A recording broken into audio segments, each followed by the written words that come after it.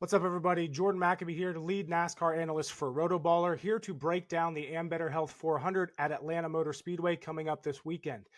We just got done with Daytona, the Daytona 500. William Byron ends up in victory lane, right ahead of his teammate Alex Bowman. Hendrick Motorsports goes 1-2, and we're heading to Atlanta, a pseudo speedway that is somewhat similar to Daytona. So we have to take that same mindset that we had from Daytona and apply it here to Atlanta. So what happened with Atlanta was it used to be a very high wear, very driver's racetrack where talent really came into play, tire management came into play. What NASCAR did was they completely redid the track. It is now a drafting racetrack where the track is really tight. These cars are going to be in packs, and the draft is going to come into play a lot on Sunday and this weekend. Now, what does this mean for DFS players and bettors is we need to take that same mindset that we had from Daytona and apply it here at Atlanta.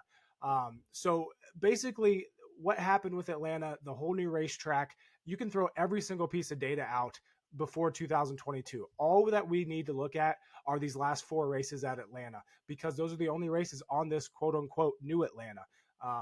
And you can come in here and look at Daytona, look at Talladega speed, which we'll kind of talk about here a little bit later in this video when we talk about specific drivers. But the point here is the last four races here at Atlanta are the only things that you need to worry about, and that's what we're going to try to use to kind of preview this race. So in these four new Atlanta races, we've had three different winners. William Byron has won twice, Joey Logano won last year, and Chase Elliott has a victory here as well. So we have three Hendrick Motorsports wins along with one Penske win there with Logano. And as I said, William Byron has won twice here. He just won the Daytona 500. It would not be a surprise to see William Byron come in and win once again this 2024 season. Focusing on two main organizations, though, like I said, I'm really interested in Penske Motorsports and Hendrick Motorsports there at this new Atlanta race. Looking at the favorites, let's start with Joey Logano. He won this race last year. He's had the second best average starting position at New Atlanta over these last four races, which is really important because track position has come into play at this New Atlanta track because it is a very narrow track. And like I said, it is now a drafting track. So these drivers need to really plan how they're going to get through the field if they don't start toward the front. So if you start toward the front, if you start on the pole, if you start in the first few rows, you're in a very good position to stay up there all race just because of how this race plays out. Joey Logano is 12-1 right now. He's one of the favorites to win this race. He was really fast at Daytona, which I really like. I like Joey Logano this weekend.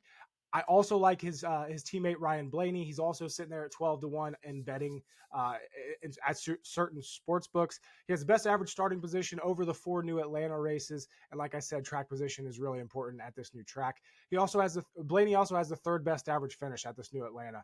So Ryan Blaney, Joey Logano, those two guys are two guys to keep an eye on this weekend. Moving over to Hendrick Motorsports, William Byron, like I said, he has two wins at the new Atlanta. He has the best average running positions over these last four races at Atlanta. Definitely going to be a contender this weekend. He could very easily grab his third win at this new Atlanta. He definitely seems to have this track figured out, as does Chase Elliott, the second best average running position over these last four Atlanta races. He's available at 13-1, as is William Byron over there at 13-1. Chase Elliott, second best average running position over four races, the best average finish over these four races at Atlanta. And of course, he does have that one win. Now, if we're going a little bit further back, we're looking at the mid-tier packs. Ross Chastain is available at 20-1. He almost won the Daytona 500 last week. Just a few more feet, maybe even a few more inches. He would have been able to shoot that gap, maybe would have taken the lead with one lap to go. But Ross Chastain here at the new Atlanta, he has two top five finishes in the four races. He has the second most fastest laps at New Atlanta as well. So definitely keep an eye on that number one Chevrolet. And if you're looking for a long shot bet this week, Corey LaJoie, always a big super speedway guy that comes to perform at these drafting tracks. He's 40-1 here to win at Atlanta. I don't love that line, but if you want to place a couple bucks on it, I wouldn't blame you. He's one of four drivers with two top tens in the four new Atlanta races. He's coming off a career best finish, fourth place at Daytona last weekend, and he's legitimately almost won a race here at the new Atlanta. So Corey LaJoie, definitely someone to keep an eye on this weekend. He's probably not going to qualify very well. You might be able to get him longer odds after qualifying. Like I said, he's sitting there 40-1 right now, but he's one of those drivers that should be able to make his way toward the front by the end of this race. Now, as far as bets that I've already put in, it is Thursday. I have already put in some qualifying bets. I really like the Stewart-Haas Racing and Stewart-Haas Racing Fords and Ford in general when it comes to qualifying. Eric Almirola sat on the pole here at the new Atlanta race last year. So I hit Josh Berry 100-1, Noah Gragson 60-1. Noah Gragson is in that 10 car that Almirola raced last year. So I really like Gragson. Those two are available over at Bet365. Ryan Preece is 65-1 to win the pole over at Caesars. And then I also like those Penske Fords in qualifying just because they were so fast at Daytona, specifically Joey Logano, plus 750 at Bet365. Ryan Blaney is available at plus 800 at Bet Rivers to win the pole. Now, as far as outright winning bets, I don't see a lot of value there on the betting board. I did hit Joey Logano at 12-1, but that is the only bet that I have locked in when it comes to outright winners. And there is one more long shot bet that I do like this weekend. I have locked it in. I have tracked it, and it's Josh Williams for a top 10, 8-1. Really like that bet, and here's why. It's just too long of a line. Josh Williams is going to be racing that 16 Chevrolet for Colleague Racing. AJ Allmendinger just came off a 6th place finish with that car at Daytona.